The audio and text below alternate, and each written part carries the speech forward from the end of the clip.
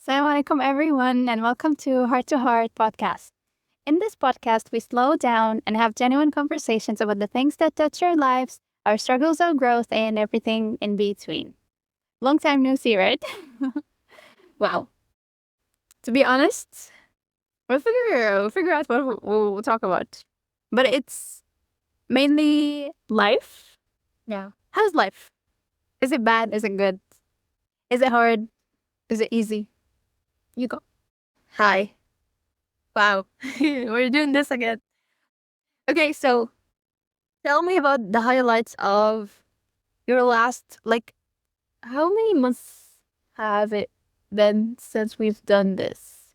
I don't know, like maybe 3? More? I don't know. Oh. It was since summer, like midsummer maybe, Mm-hmm. like July or something.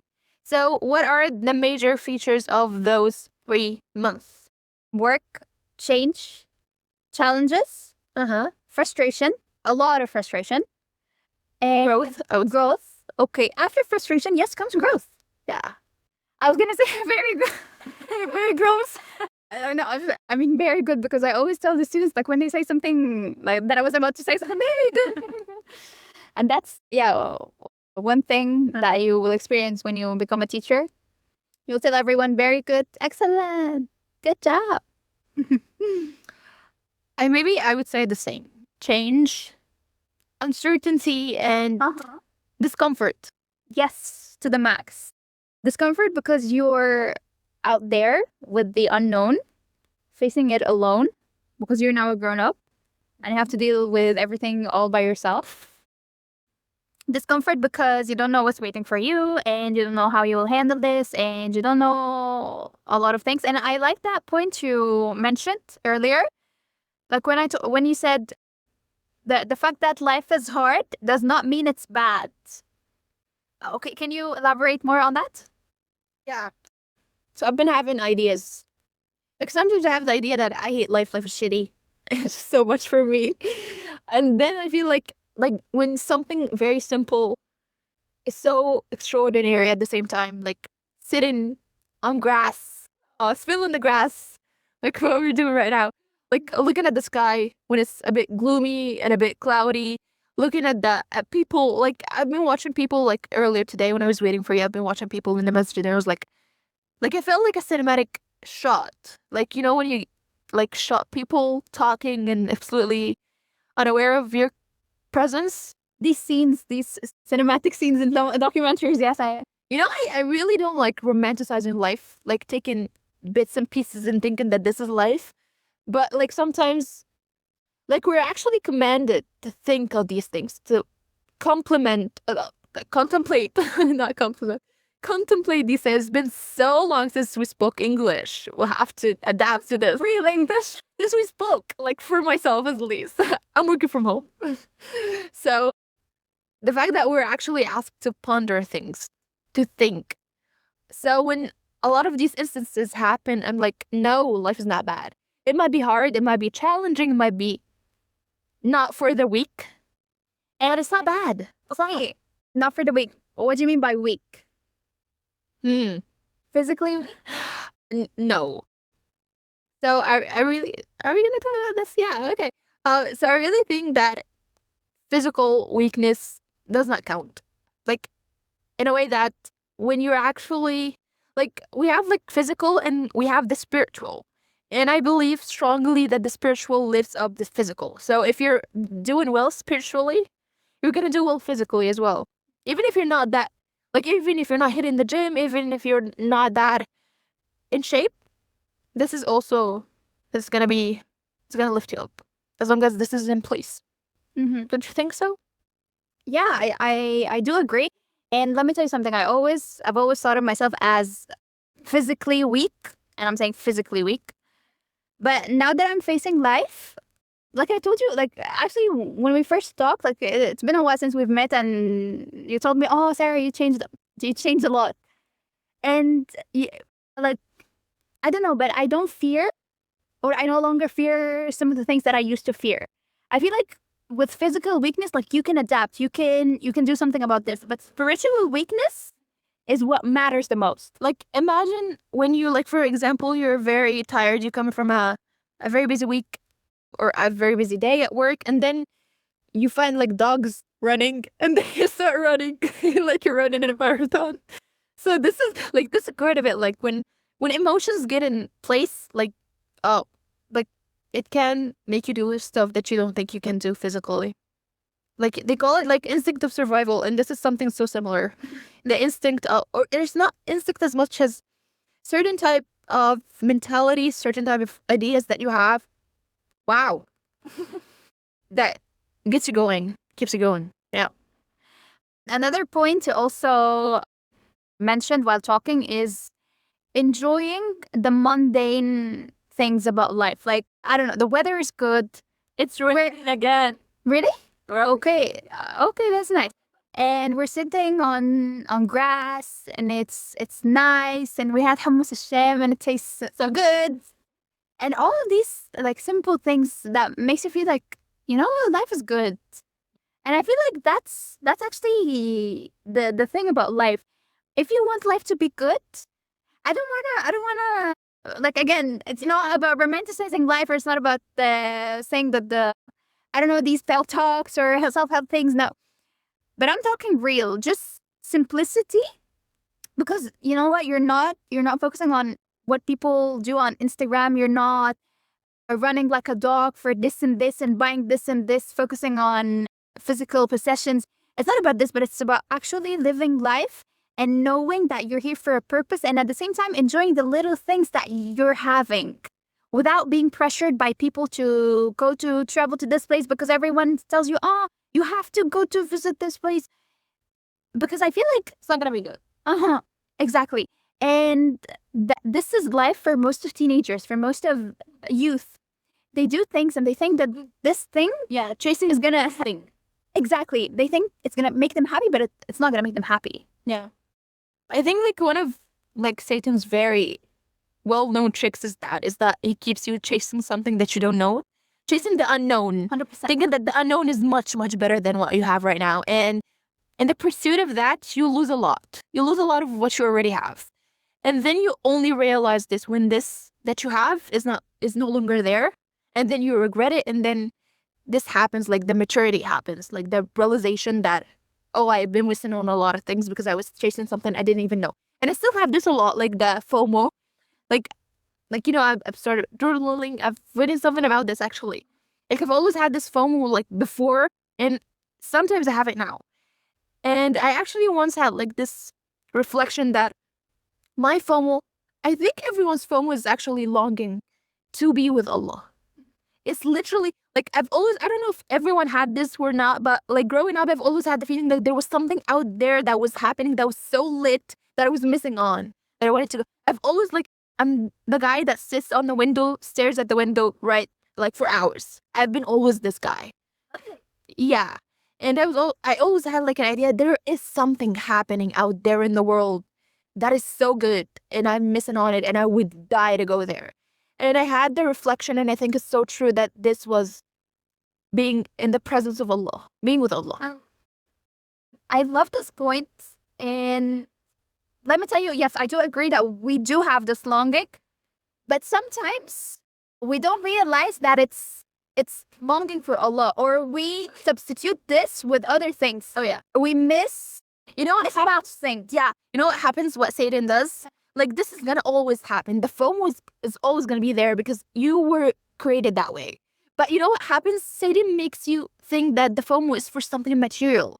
It's for more money. It's for more fame. It's for more girls. It's for more male admiration. It's for more having fun. It's for more drinking. But it's not for that. Oh my God, it's not for that. It is there and it's so valid, but it's not for that. As I told you, like, we were talking about this, and I told you one thing, a husband, like, I want you, it's actually unhealthy to just ask your husband to fill all the longing inside of you, because this is not essentially his rule. I mean, this kind of longing or this kind of void is supposedly, or should be filled by mainly your relationship with Allah, and then each part of your life, for example, your family, your friends, your husband, your daughters, or your wife. They all have a role. They all contribute to this. Yeah, that's so true. You know, like when we had like the feminism episode, we talked about how everything should be for the sake of Allah. Like you should get married. Not just, of course, it has a lot of stuff as well in the table, but it should be for Allah, for pleasing Allah, for investing your relationship with Allah. And this is the same thing. It's the same thing. Like literally everything, like all of the pursuits in life, even if you don't even mean it, it's for this. What you are so longing for, what is not working out is because this is not working out. And if this is working out, nothing in the world is gonna matter. Nothing material, nothing spiritual other than this, because you're not gonna go for the meditation shit. You're not gonna go for the Buddhist stuff that you think, yeah, the Buddhist stuff that you think is cool. And I don't know. Yeah, because that's Buddhist. You're not gonna think about these things because once it's filled, you know, like there is one thing that can fill this void, and it's Allah. And there's no other thing. And no matter how hard you try, no matter how many therapists you go to, they're not gonna cure you. Because there's no cure except for this. Wow. And we were talking about life. Okay. And let me add something. When you lose this train of thought, when you lose track, when you don't know that this is actually your main aim, you're confused. All aspects of your life are confused as well. Yes. Look at us 1 month, or I don't know, but very recently, that's where we are. And by the way, does not only affect you, it affects you. It affects your relationship with other people. It affects your whatever you're doing in your life, whether work, studying, whatever. It affects basically everything. And again, look at us. Like even our relationship was a bit shaky. Yeah, easy. And I feel like part of it has to do with this. When you're not spiritually strong, Satan goes to you very easily, and he up all the relationships. Exactly. Alone as hell. And as long as you are lonely as hell, you're very easy. You're such an easy, like, yeah, you're such an easy prey. So this is exactly the mask of all of this. Like you keep chasing things, and in the pursuit of chasing things, you lose people, you lose all of these things because you'll have to lose yourself to get all of this shit. And then when you lose a lot of people, you are lonely, and then he can get you very easily. And this is exactly what he wants. He wants to get you. And no wonder why, like, people, when they have, like, vacations where they had a blast and they've done all of the bad things, they drunk, they whatever, and then they go back, they have, like, this crash. It's not because you were high and then you were, no. It's just because you have exhausted yourself with all of this shit, and right now your soul is tired. Your soul is screaming. Can you please stop? Yes, it's the consequences of that. It's not just because you're back in your corporate job or anything. It's just because you've done so much bad that you just can't handle it anymore. Even if you enjoyed it to the max outwardly, inward, your soul's screaming. Exactly, it is screaming. And you only have one chance to listen to that screams, and if you don't, what's gonna happen? You lose. Yeah, you're one of the losers. You're retired. And I feel like we're taking life, or we're taking our years, the years that we get to spend in life, we're taking it for granted. It's like, I don't care where I'm gonna die. It's not now. You know, like in the back of my mind, it's like, it's not now. It's definitely not now. And even like I have this idea. Like I always catch myself having this idea. I'm definitely not dying now. Like who told you so? Exactly. Who told you so? Like you might feel like, oh my god, my story's not finished yet. It cannot just be ended right now. But who knows? Like millions of stories have ended mid story, and just because that was supposed to happen. So you never know when your turn comes, and you never know when you'll be ready, or if you will be ready for this, and you have to be ready for this. You're waving at the airplane. Oh my god. Inshallah, we'll be in one time. Oh my gosh, I don't want. So close right now. I want to be future. Okay, future. Okay, future. It's unclear. Yeah, very hazy. I hate it. I'm scared. I don't hate it, but I'm scared. Yes. I'm so scared because what if I don't have the one that's in mind? And I don't have a plan B. I do have like a little minute plan B. But there's no way I can plan B. Let me tell you something. Remember, like, But we were talking once, and then I told you, I told you the same thing. I told you I feel like my life has ended because one thing didn't work out. And you told me, girl, why are you thinking that way? You can even do a career shift, or you can think outside the box. And we were here. Wow. It feels like when it's your problem, you think it's the end of the world. But when you see it from a different perspective, you feel like, oh, okay, things could be better. Yeah. That's That's also the work of Satan. Oh, okay. Yeah. When you're in it, it feels like it makes you feel like you're never getting out. And that's not true. Because you always get out of other stuff as well.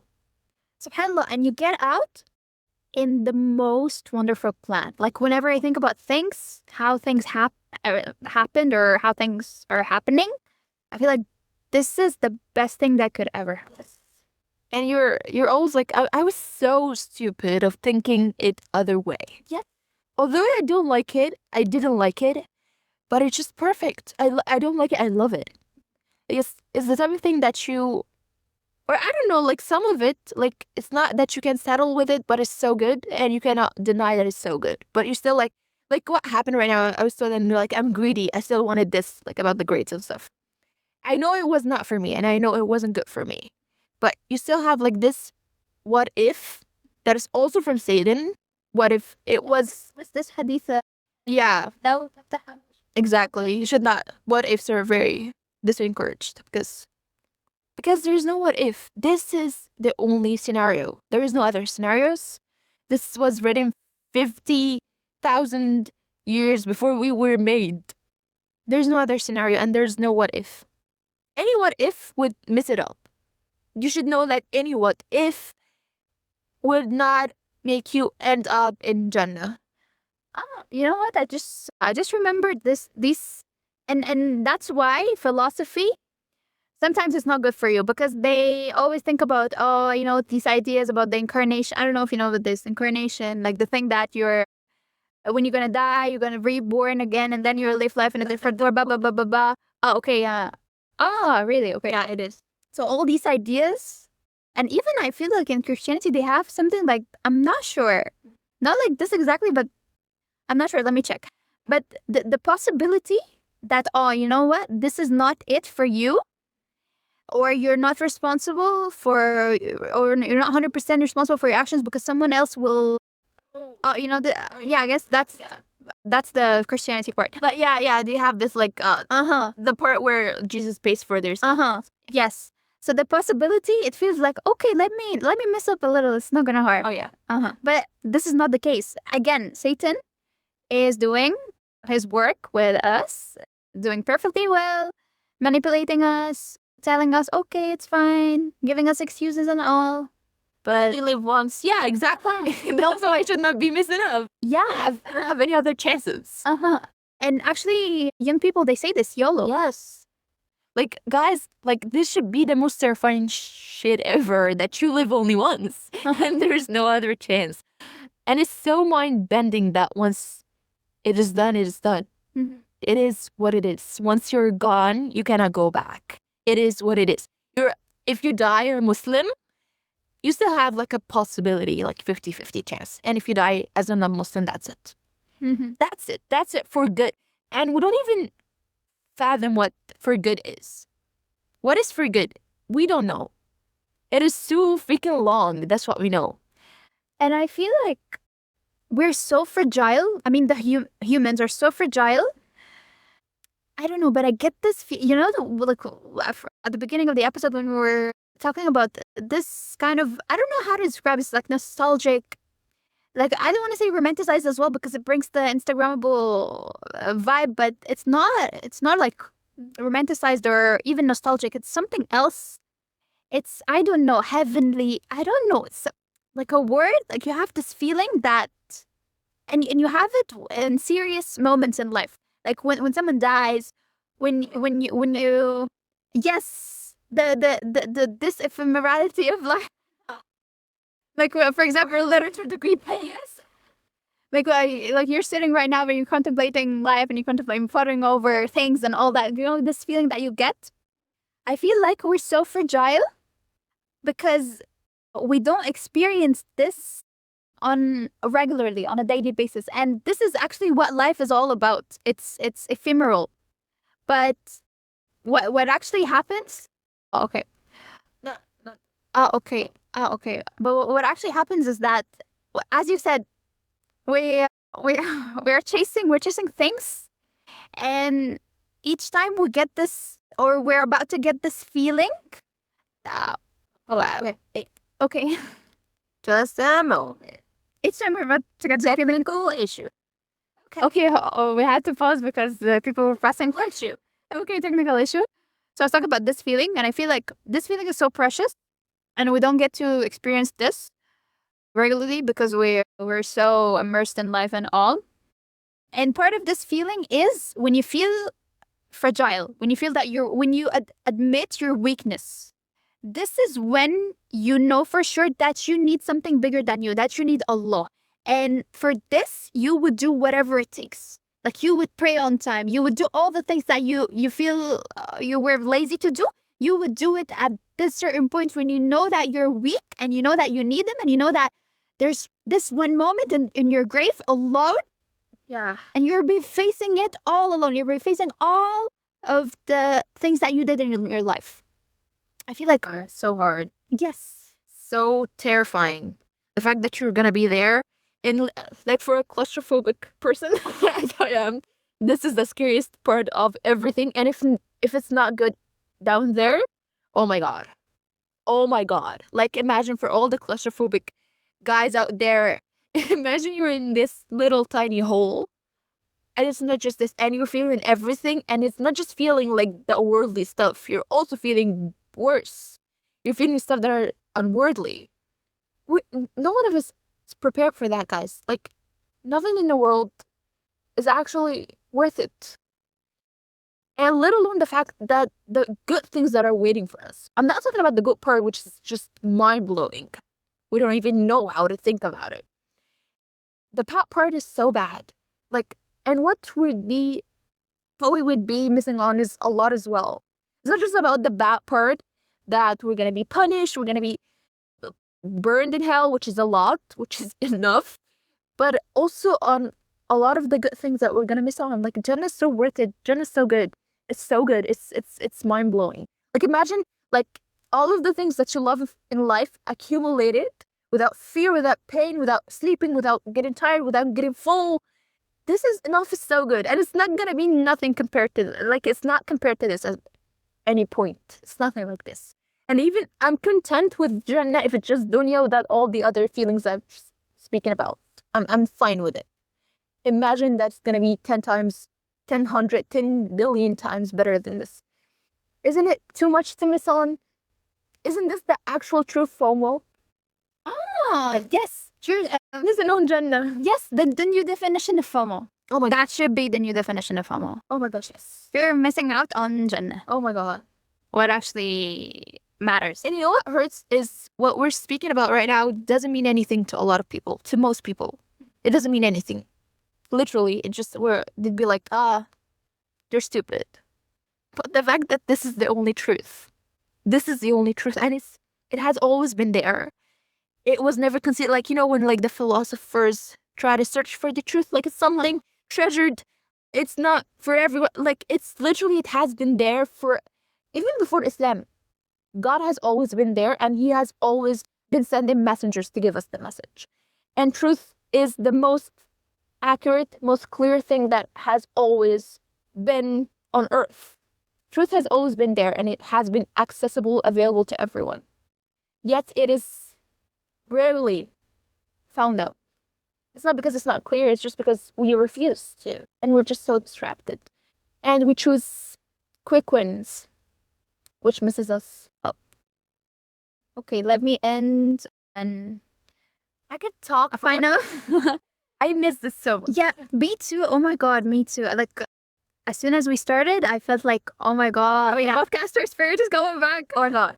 Like why did it stop? Oh, we should go on actually. And I loved it. And let me tell you, I feel like we need, like part of what's going to solve this problem is constant reminder. Because we ourselves, like we're not conversations like these. Yes, exactly. we're just like you, we're just like everyone. We do this and we fall and we need constant reminders. And maybe this could be one for you and for us as well. Do you have anything else to say? But it would be too long. We need to hack the algorithm. So 25 is fine. And it's raining. And my phone is it's too fragile for this, so yeah. Okay, And the weather is so good. But yes. Oh my god, girl. so good. I was gonna say this. Yes, it's perfect. Well, it's perfect. Weather and it's so good. Alhamdulillah, alhamdulillah, alhamdulillah. It's the perfect weather. Okay, that could be our final positive note. Enjoy the simple Weather. Yes, enjoy the simple little things that you have in life, like weather and sitting on grass. It's the best feeling ever. Thank you so much for listening. I hope you guys enjoyed the episode, and we'll see you in the next one, inshallah. Take care. I used to say this, right? Oh my god. Bye. I used to say, oh really? I don't really remember. Okay, bye.